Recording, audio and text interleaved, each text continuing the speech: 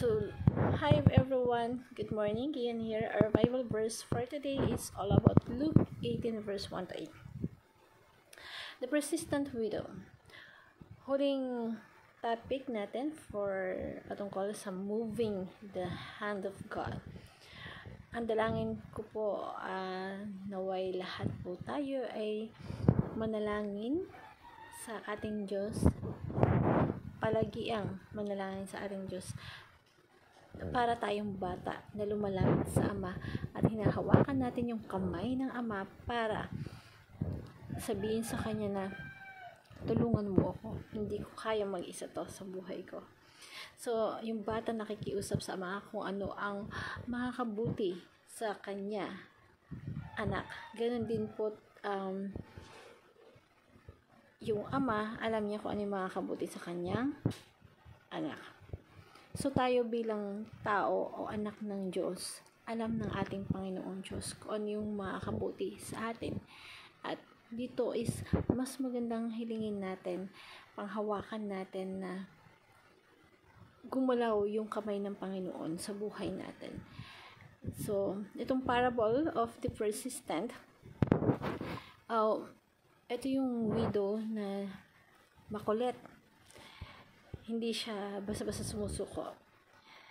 And lagi nating isipin yung final po na decision palagi ng Ama yung dapat masunod sa buhay natin.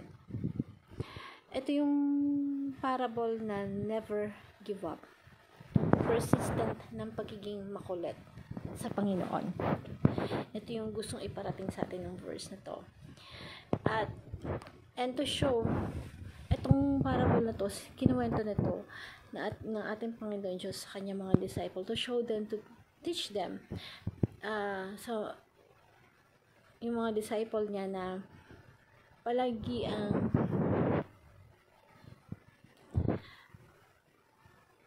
actually, hindi lang para sa disciple yun hindi para sa ating lahat.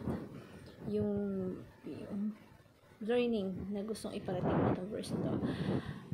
Kumbaga, yung hukom, siya na yung sumuko. At ibinigay niya na yung para sa widow. Kasi, alam niya kung gaano persistent yung widow. Kung ikaw right now, palagi kang nananalangin, huwag kang mawala ng pag-asa. Sabi nga dito sa verse na to, tinanggihan siya ng hukom sa loob ng mahabang panahon, ngunit nang magtagal, sinabi ng hukom sa sarili, kahit ako'y wala ng takot sa Diyos at wala ng ginagalang na tao, ibibigay ko ang katarungan na hinihingi ng biyudang ito sapagkat lagi niya ako ginagambala at baka mainis pa ako sa kapupunta niya. So, pati siya, naging aware sila kung gaano persistent yung byuda. Baka mainis na ako kaya ibibigay ko na lang sa ito. So, yung talagang walang sawa, tayo bilang tao, dapat maging persistent tayo. Na wala tayong sawa sa panalangin. How much more pa kaya yung Diyos natin kapag binigay sa atin yung walang sawang ipinapanalangin natin sa Kanya. Kasi yung Diyos natin napakabuti, napaka-generous, sobrang galing ng loob. God test our faith.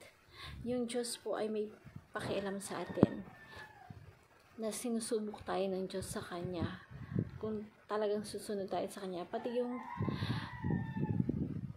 sinusubok din niya ang ating pananampalataya. Minsan mahabang panahon pa na patatagtagin tayo ng Panginoon bago niya ibigay sa atin yung ating dinarasal o hinihingi sa Kanya. Minsan mahabang panahon talaga, pero napakabait ng ating Panginoon.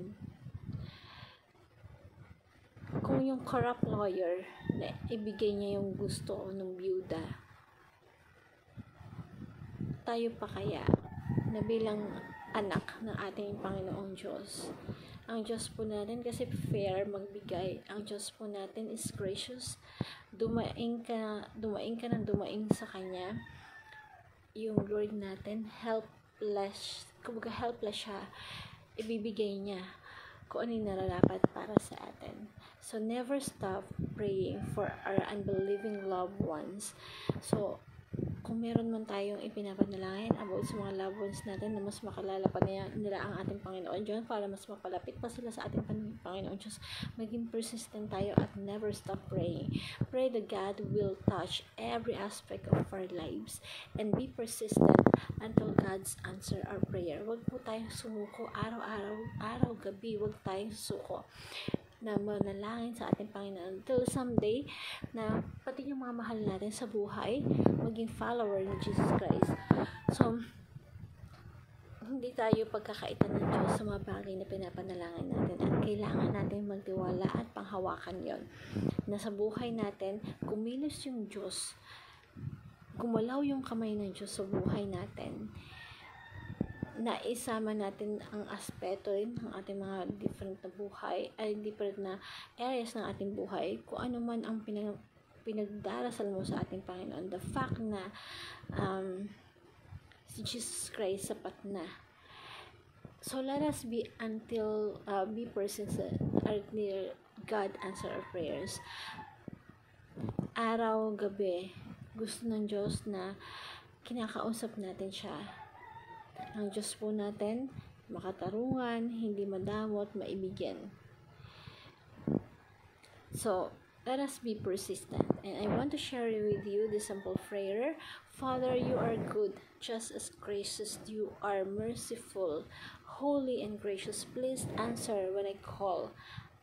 Have mercy on my unbelieving loved ones and friends. Save them. Open their hearts and minds so that they may understand and embrace this gospel of the Lord Jesus Christ. It's my desire to see as a whisperer of you. Please teach me to pray, not give up. I pray that you will work in my life. Your hands work in my whole areas of my life. And I pray, in Jesus' name, amen.